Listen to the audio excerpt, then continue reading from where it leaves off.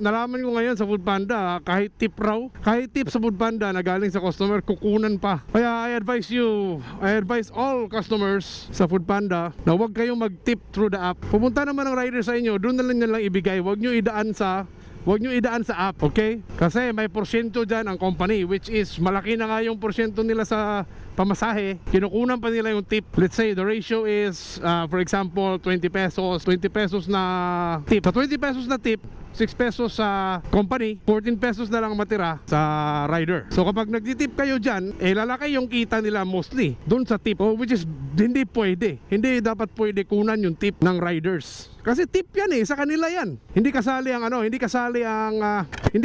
kumpanya dyan. Sa kanila yan. Gasolina, pagkain, tubig. Kapag rider ka kasi, Foodpanda rider, ang uhaw na uhaw talaga. I know, dumaan ako dyan.